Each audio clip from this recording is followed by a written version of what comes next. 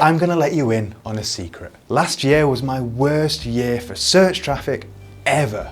The numbers went down and down and down until my blog had lost 33% of its monthly traffic. So today I'm going to walk you through how I found and fixed all of the SEO problems to take search traffic to record-breaking levels. But first, I want to show you just how bad the problem was. Ahrefs showed that the number of keywords I was ranking for had reduced dramatically. I had gone from having 1,016 keywords in the top 3 positions to just 578. That's a 43% drop off. But why was that happening? Well, I'm going to show you precisely why in a moment. But first, I want to show you why it's important to pay attention to on-page SEO. Because after applying all of the things that you're about to learn, the number of ranking keywords increased to an all-time high, moving from 578 top 3 rankings to 1,284, all without building a single link. Does on-page SEO have your attention yet?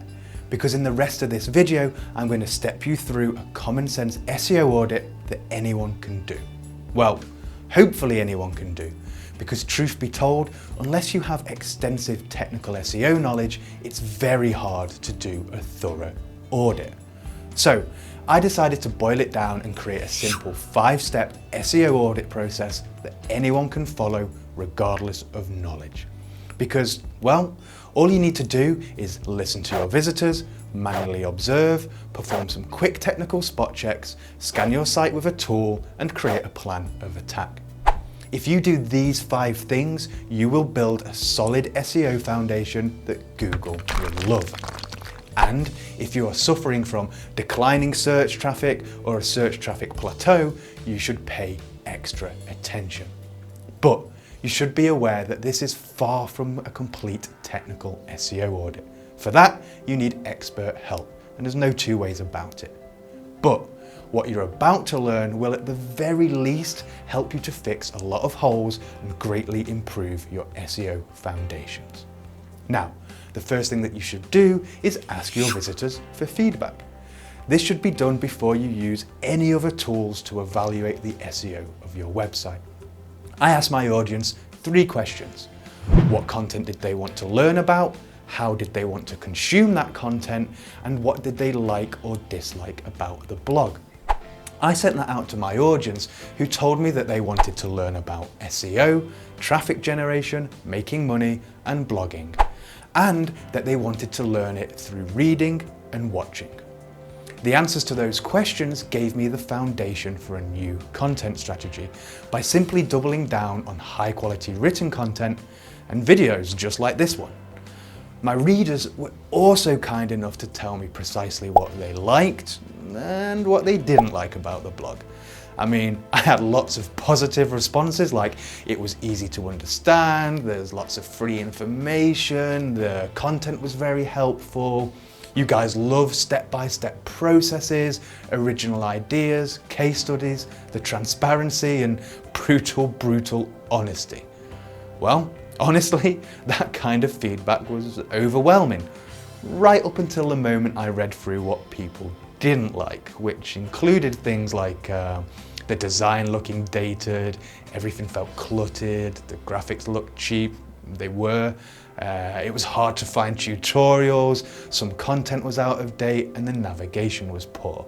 So, after a quick reality check, I certainly had a lot of work to do from a reader perspective. With that in mind, I moved on to step 2, which is to make my own manual observations. Now, with all the temptations of tools, automations, and systems around, a lot of people are failing to use the power of observation in SEO. But I highly recommend you start using it if you want to get ahead. In this case, the most common type of complaint I received was things like, your blog's hard to navigate, it's hard to find the content I need, or you're teaching all the pieces of the puzzle, but you don't show us how to put it together. And well, all of that adds up to a poor user experience, despite having published tons of helpful content. So I went through the blog as if I was totally new to SEO, and they were right. There was no clearly defined learning path, and navigating between tutorials was a nightmare for both humans and search engines. Not only that, but because I never expected the blog to take off when I launched it, I was kind of like shoehorning a lot of the navigation in with a bad category and tag structure. I also noticed that the blog was particularly slow and sluggish, which was especially true on mobile devices. And, well, it didn't always display properly on mobile devices either. So when you combine all of that with the visitor feedback and everything else, it was slowly becoming clear why my search traffic was degrading. Moving on to step 3, I ran a few technical spot checks to highlight any potential problems. Now, this is far, far from what you would check if you were doing a complete technical SEO audit. But these quick spot checks will help you to highlight potential problems for investigation quickly. First, you need a list of 5 URLs from your site, which should be made up of your homepage, a category page, and whatever you feel is the heaviest page on your site in terms of content. Then, you can choose 2 other URLs that are important to you, preferably a review page, a landing page, or an inquiry page, something like that. Once you have your list of URLs, create a spreadsheet like this one, or check out the video description or full post on my blog to download my technical spot check template. The first thing that we're going to check is if your site is mobile friendly. Why? Because Google is moving to a mobile first indexed, and many sites have already been transitioned to the new system. If you don't know what that is, basically it means that Google is looking at your mobile site to judge how your desktop site should be ranking. So, if your site performs badly and looks terrible on mobile devices, you're in trouble. And if you've received an email like this one from Google Search Console, then your site's already been moved to the mobile first index.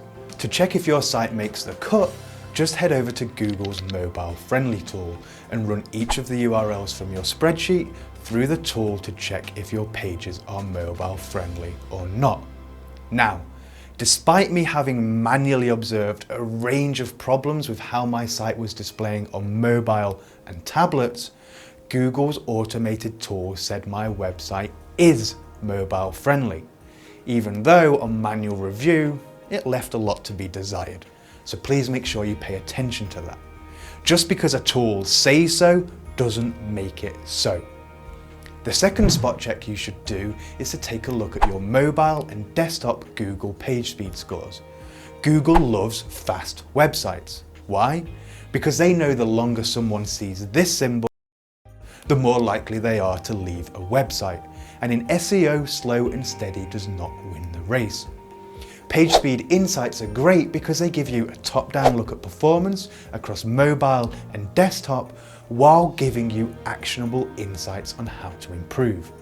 Just head over to the tool and check each of the URLs from your spreadsheet to check if they pass the test. In my case, the results told me the site was super slow and especially slow on mobile devices, which isn't great, especially because of that whole mobile first indexing thing we were just talking about.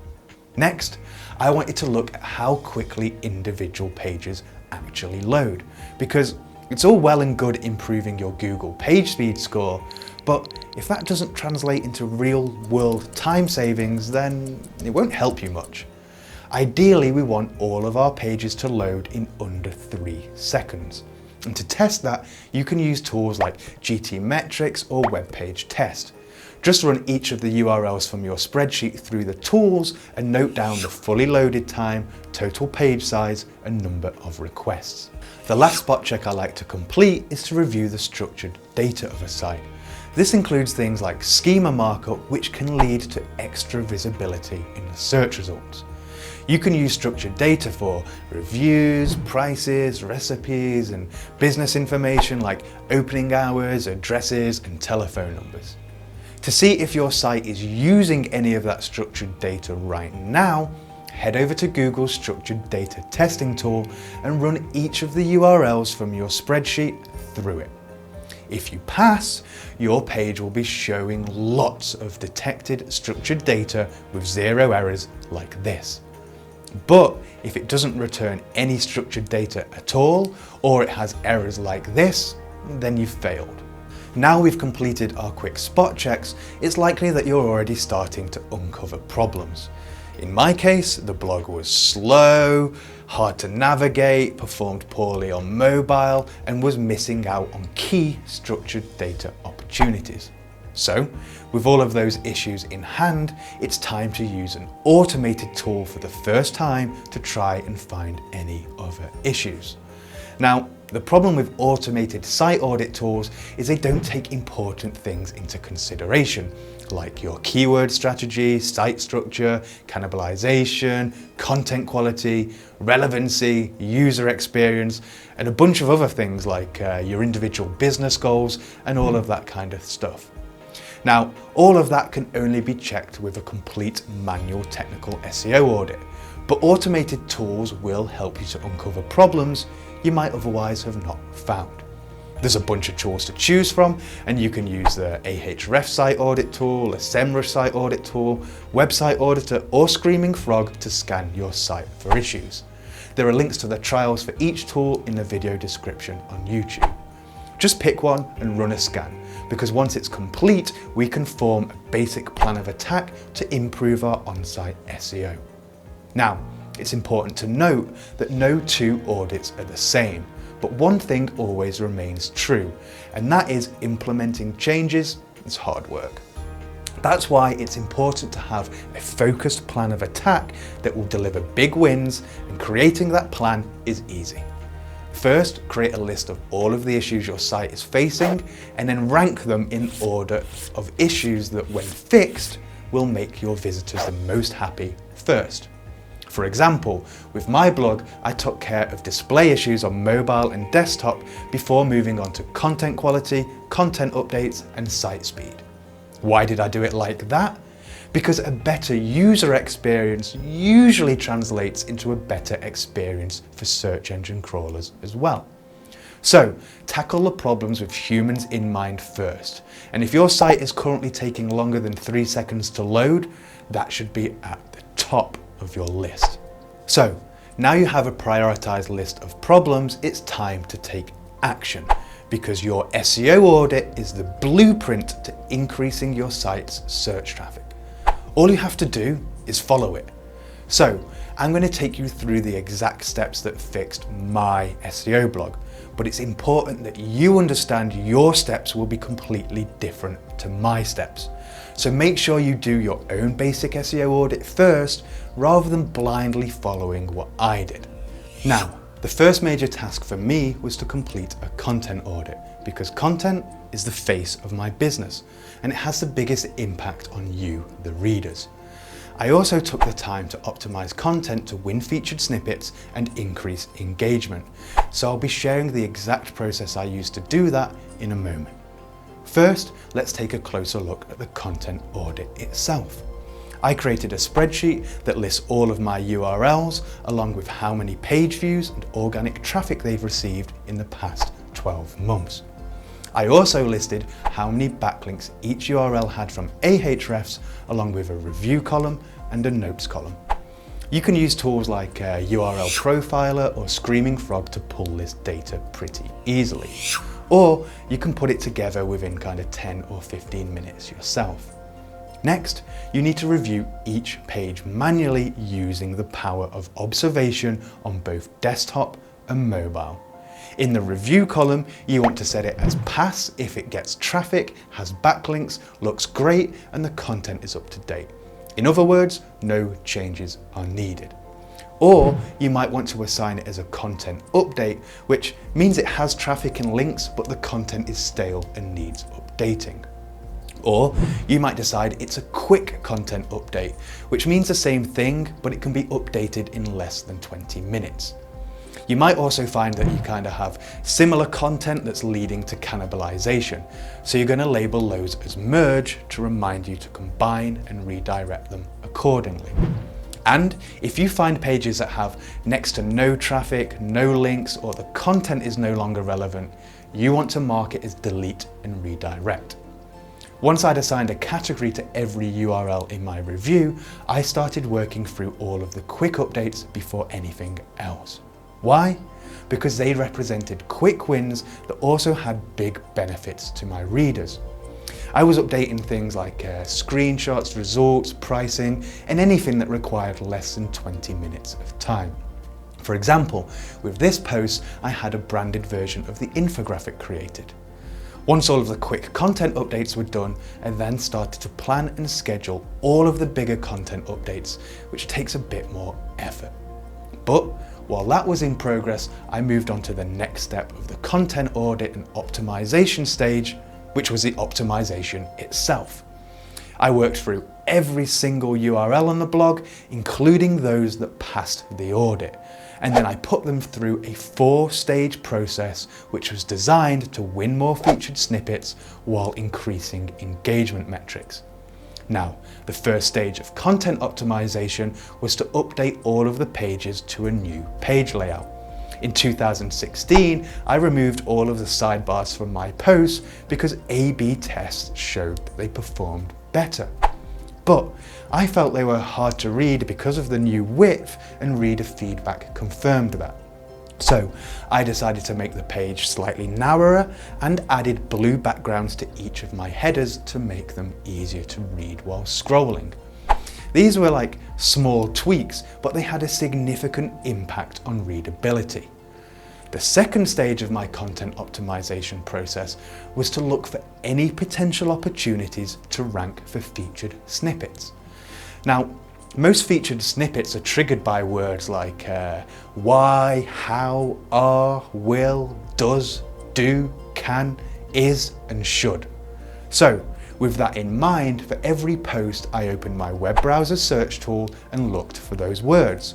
For example, in this post, I found 5 great potential opportunities that could trigger a featured snippet. So I went to Google to see if a featured snippet existed for any of them, and they did. I took note of what format the snippet was in. For example, was it a paragraph or a list? And also how many words or list items were used. Look at this result, for example, which used 55 words in the paragraph format. When I replicated it on my page, I also used 55 words in the paragraph format. I did this for every post and opportunity I could find across the entire blog. So if they don't rank for featured snippets now, they are much more likely to in the future. The third stage of my content optimization process was to add some kind of visual pop to the content to make it more enjoyable to read and to keep people on the page for longer. To do this, I used the WP Shortcode Pro plugin.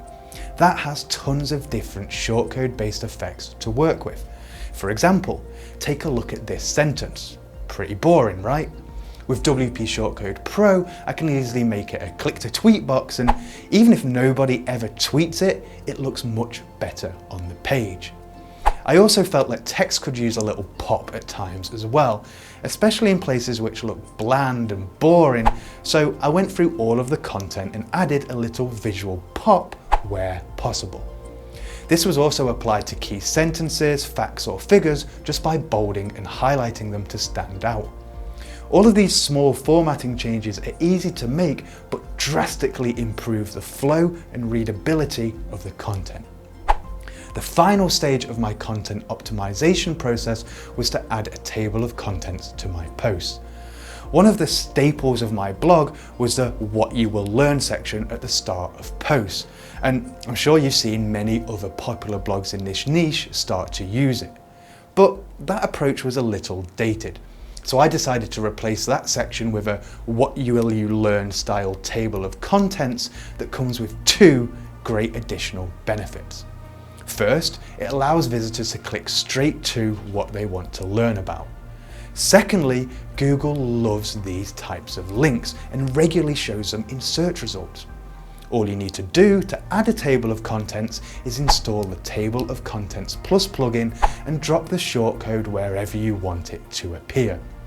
It will then automatically pull and create links for all of the header tags in the post.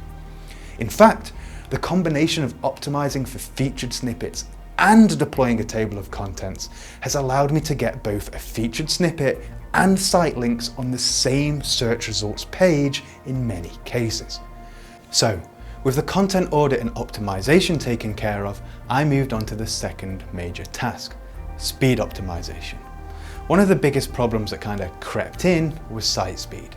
Not only was a blog loading slower than ever before, but it was also performing poorly on Google PageSpeed and delivering a below average mobile experience, well, to say the least. So, to improve those numbers, I started by removing or consolidating any non-essential plugins, scripts, and tracking pixels. For example, I had remarketing tags for Quora, Bing, and Twitter, even though I wasn't using them, so they had to go. I also wanted to optimize images further because tools like GTmetrix indicated I could, even though I'd already compressed them with free tools like WP Smush. So, after a few tests, I deployed ShortPixel, which took my already compressed images and reduced them by a further 46%. Finally, I installed WP Rocket to optimize the loading of each page, which also took care of optimizing things like Google fonts, Google Analytics tracking, the Facebook pixel, and a bunch of other things like lazy loading. And after making all of those changes, the improvement to site speed was significant. Average page size reduced by 62%. The average number of requests reduced by 59%, and the average load time reduced by 41%. Not only that, but the average mobile Google PageSpeed score increased by 78%, which is great given that whole mobile first index thing. Now, it actually took me close to 4 days of experimenting with different plugins, services, and configurations to arrive to the setup I just shared with you. And although it costs a little money, you just cannot beat the combination of ShortPixel and WP Rocket. So, with content and speed taken care of, it was time to turn my attention to fixing the design and navigation problems. That meant that major task 3 was to renovate the homepage. You see, the old homepage was focused on me as a blogger. It was just kind of a thoughtless list of the most recent content I'd written and shared, which was kind of selfish. So I decided the new homepage should be focused on you. It should help you solve your problems quickly and easily, and I was sure Google would love that as well. So I updated it to look like this, and it was designed to serve 3 purposes. First, make it easy to find the content you need. Secondly, the homepage carries a lot of SEO weight, so I wanted to harness that link juice. And finally, I wanted to help convert new visitors into email subscribers. Now, I'm still running a few split tests on the header text and so on, but overall I'm happy with how it looks. And more importantly, I'm happy with how it functions for you. Building on that, I just couldn't get away from the fact of how many people complained it was nearly impossible to find the content they needed. So, the 4th major task was to fix that once and for all. And I decided the best way to do that was to deploy 3 portal pages that would match my visitors' problems to solutions as quickly as possible. So, based on the results of my visitor survey, I created 3 portal pages that served different types of visitors. These are the SEO portal, the blogging portal, and the work portal. Each of those serve their purpose of connecting visitors to solutions quickly. These portal pages also provide a huge SEO boost because they improve the crawlability of the site and help me to control the flow of the link juice. And I'll be talking a little bit more about the impact this change had on site structure and click depth in a moment, because it's very important that we do. First, I want to step you through the 5th major task, which is to revamp and simplify the blog's navigation, which, well, according to you guys, had become dated, cluttered, and was confusing to use. So I redesigned the menu to make it look cleaner, less cluttered, and easier to navigate, while putting a focus on the new portal pages. All of these changes had a massive impact on the site structure. And I'll be honest, my old site structure was a mess. Now, The optimal site structure is easy to crawl and has all pages within 3 clicks of your homepage. But my pages were scattered and the majority of them were kind of like 7 to 10 clicks away from the homepage, which means they were getting 0 internal link juice and were super hard to find, just like my readers told me they were. I'd essentially chosen to bury all of the content I'd put so much time and effort into creating. Now, it's important for me to stress that site structure and click depth issues are one of the most common SEO problems we find when running full technical audits. But they are one of the most important things to fix because it directly impacts visitors and search engine spiders. The problem is, fixing site structure issues requires a lot of thought and planning, especially if you're an e-commerce site. But building a solid foundation is critical to your SEO success. In my case, I was able to fix it by using a new homepage as an anchor, which links to my new portal pages, that in turn links to all of my content. And all of that is backed up with the new navigation. As you can see, this not only brought order to the chaos, but it also put the majority of pages within 1 to 4 clicks from the homepage, rather than the 7 to 10 clicks that were required previously. All of that was by design, as I planned the structure of the new homepage, portal pages, and navigation to work in unison. I want to stress again how important site structure and click depth is. I know that fixing it is scary because you're essentially ripping out the foundations from under your house. So it's important that you do it right, but you must take care of it if you want to grow your search traffic. And it's a problem that we see regularly with clients. The 7th and last major change was to fix all those pesky issues that we found from the automated scan you ran with your site audit tool of choice earlier. Just work through the issues that your chosen tool found and then run another scan once you've fixed them, just to double check that they are actually fixed. And well, you didn't create any new problems at the same time. So, after taking care of a content audit, content optimization, site speed, site structure, navigation, and any other little bits, I was keen to see how Google would respond. And well, I was very happy to receive emails like this from Ahrefs while Google was still digesting all of my changes. In the end, not only did traffic recover, it exploded and continued to grow, breaking all previous search traffic records by 27%. Top 3 positions increased from 578 to 1,284, with nearly an extra 6,000 keywords added to the overall spread. And all of that happened without doing any link building. You see, on-page SEO is absolutely critical to your success. If you want to increase search traffic, you need to build a solid foundation first. It's amazing how many people fail to do that, yet nearly every single client that approaches us is obsessed with link building, and they really don't want to hear about boring things like on-page SEO. All they care about is how many links a month will you build. But as you can see, that's a very naive question to be asking, because if you haven't taken care of your site's foundations, how can you expect to build a solid structure for growth? Just by making on-page changes, I was able to recover the decline in my search traffic from a 33% drop to a 45% increase. And if you haven't done an SEO audit in the last 12 months, I urge you to do so immediately, because you're leaving an awful lot of money on the table unnecessarily. If you're not confident in your technical SEO ability, you can just run through what you've learned in this video or in my full blog post.